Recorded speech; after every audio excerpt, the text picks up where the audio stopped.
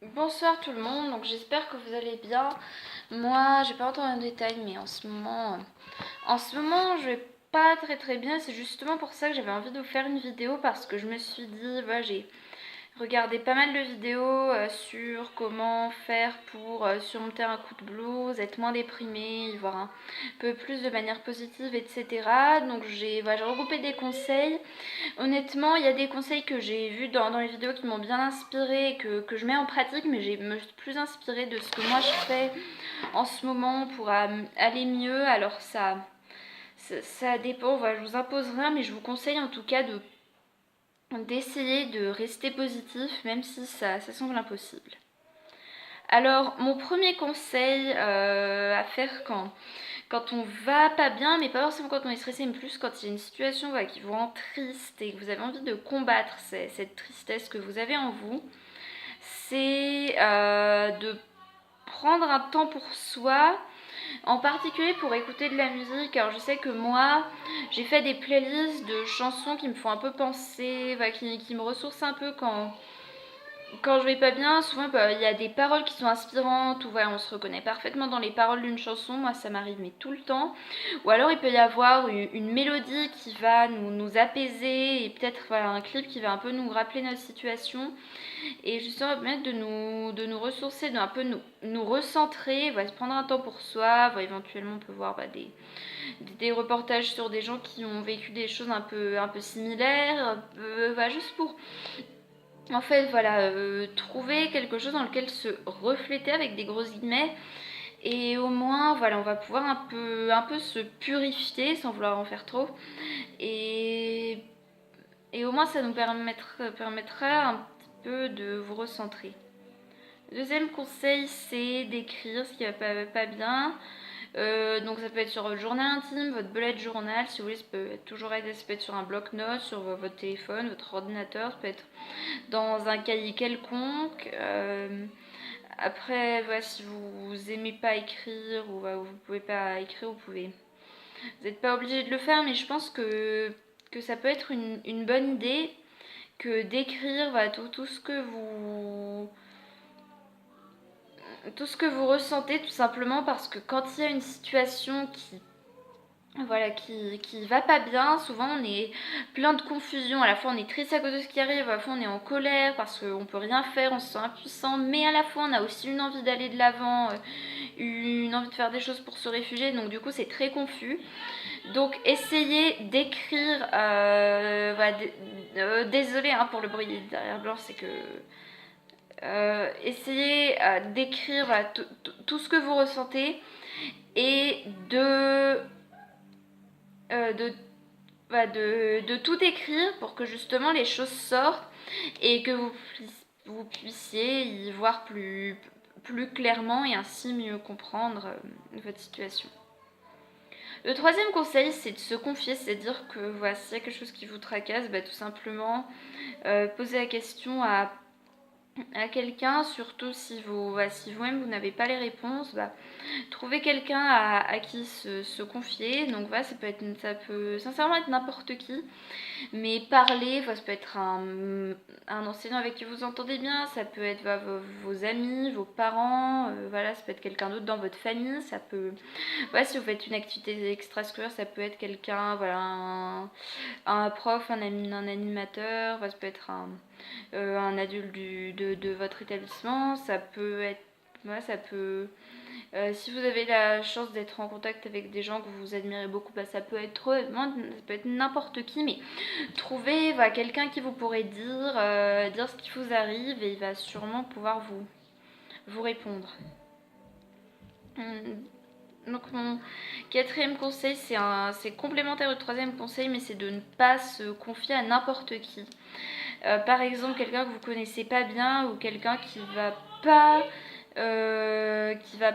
vous tirer vers le haut, qui va plutôt vous essayer de faire voir les aspects un peu plus ternes de la situation, quelqu'un qui va tout simplement qui va pas vous comprendre, enfin qui va vous répondre à côté, qui va pas forcément vous comprendre, qui va minimiser les choses, qui va dire mais de toute façon toi il t'arrive rien, ou ou qui va nier vos problèmes, qui va pas essayer de vous aider, qui va vous faire voir le verre à... après il y a une différence entre nier vos problèmes et vous faire voir le bon côté des choses. À ne pas confondre, voilà, quelqu'un qui va, parce que vous faire voir le verre à moitié plein, c'est pas nier vos problèmes, quelqu'un qui va sincèrement nier le fait que vous allez mal, ou tout simplement vous faire voir du noir, vous tirer vers le bas tout simplement. Ne parlez pas à ces personnes-là et de manière générale évitez de les fréquenter.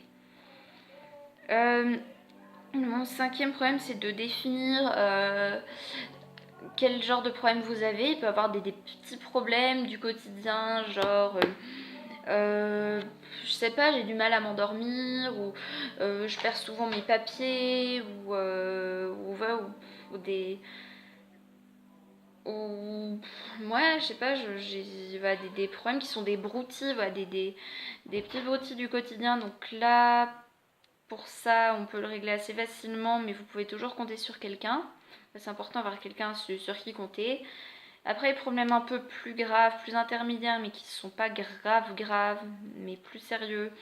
Genre, voilà, vous êtes déprimé, voilà, quelqu'un vous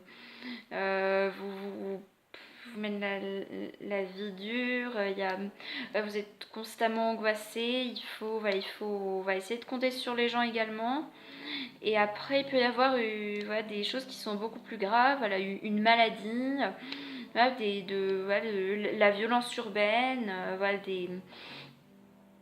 une société, un système en général qui est contre vous. Donc là, il faut essayer de dépasser ça, même si c'est très difficile, et tenter d'améliorer cette situation. Mais c'est de voir si votre problème est un gros problème ou pas, et voir comment vous pouvez le régler. Et si vous ne pouvez pas le régler, par exemple, si votre problème c'est que vous détestez votre travail et qu'au début vous adoriez, mais que vous ne pouvez pas tout de suite faire une reconversion professionnelle, ni vous arrêter, essayez quand même de trouver une alternative, mais trouvez un moyen d'aller mieux.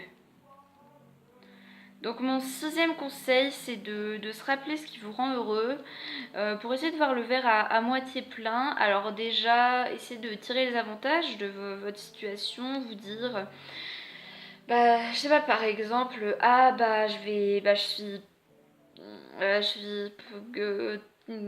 je suis très malade, je pourrais pas sortir de chez moi, qui est un truc que j'avais très envie de faire, mais au moins je vais pouvoir me détendre. Là, vous pouvez toujours essayer de voir le côté positif des choses, parce que tout a un côté positif. Et, tout simplement essayer de vous réfugier dans ce qui vous rend heureux, et de penser aux gens qui ont été là pour vous, aux choses que vous aimez faire, à ce qui vous rend heureux dans la vie, parce que c'est justement ça qui va vous permettre de relativiser. Mon septième conseil, genre là c'est carrément c'est mon préféré, quoi, parce que c'est un truc que j'applique personnellement, qui peut marcher. Alors dites pas que c'est bizarre, voilà, parce que c'est comme ça que je suis, hein. Je suis autiste de haut niveau, donc c'est peut-être pour ça que je fais les choses comme ça, mais bon, il n'y a rien. C'est de malaxer des choses. Ça va pas être des balles anti-stress. Donc moi j'en ai une, bon elle est toute déchiquetée, je vais quand même vous le montrer. Voilà, c'est des balles anti-stress. Ça peut être du slime. Le slime, bon, c'est très collant, mais je trouve que ça déstresse. Sinon j'aime bien les petits bracelets élastiques, il y en a que je porte, etc. Mais il y en a aussi, j'aime bien malaxer. Vous savez, comme ça, je sais pas, ça m'aide à relativiser, à me détendre. Il y en a d'autres qui peuvent respirer aussi, mais moi je préfère malaxer des choses. Il y en a, ça les gêne d'avoir des trucs dans les mains, etc. Donc à vous de trouver ce qui vous convient le mieux, mais moi je sais que ça m'aide, parce que j'ai l'impression que je peux entre guillemets me lâcher, bouger main dans tous les sens, et ça m'aide à me détendre. Donc conseil numéro 8 sur 11, parce qu'il y a 11 conseils, je sais pas si je vous l'ai dit, mais là je vous l'ai dit du coup.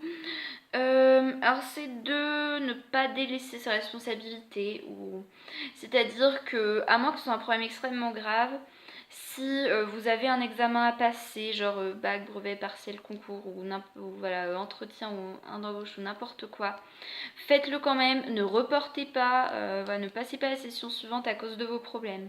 Sauf bien évidemment si la situation est trop grave pour faire comme ça. Si vous avez un travail, si vous avez des enfants dont vous occupez, une maison dont vous occupez, etc., ne le délaissez pas tout simplement parce que ça va... Finalement, ça va... Si vous délaissez vos responsabilités maintenant, ça va avoir des conséquences qui vont pas vous plaire dans le futur quand la situation qui vous pose problème sera réglée. Et ça vous permet aussi un peu de vous réfugier, de penser à autre chose et peut-être que finalement le temps passera plus vite et que vous allez plus vite voir le bout du tunnel que si vous passez votre temps à vous morfondre et que vous vous délaissez tout ce que vous avez à faire. Conseil numéro 9, c'est de ne pas avoir peur de pleurer comme une madeleine. Voilà, si vous êtes triste, si vous allez mal, mais pleurez, voilà, lâchez-vous, même si ça vous fait honte, même si les gens vous jugent. Là, je sais que c'est plus facile à dire qu'à faire, mais peu importe, en fait, on s'en fiche. Voilà, si vous allez mal, n'hésitez pas à pleurer, voilà, manifestez que vous allez mal parce que ça vous permet de vous soulager et voilà, n'ayez pas peur, voilà, faites-le, vous verrez que ça va permettre de vous soulager. Alors conseil numéro 10, c'est de rester positif, c'est-à-dire voir le bon côté des choses et toujours penser qu'on va arriver à y remédier. Conseil numéro 11, c'est si vous avez un problème avec quelqu'un ou que voilà, vous êtes triste pour quelqu'un ou que voilà, votre problème est tourné vers une personne et que vous pouvez parler à la personne, et bien parlez-en à, à la personne concernée et dites-lui un peu vos problèmes et trouvez une solution. Et si vous n'en trouvez pas, éloignez-vous de la personne. Mais si vous réglez vos problèmes avec les personnes concernées, vous verrez que ça va vous permettre de vous soulager.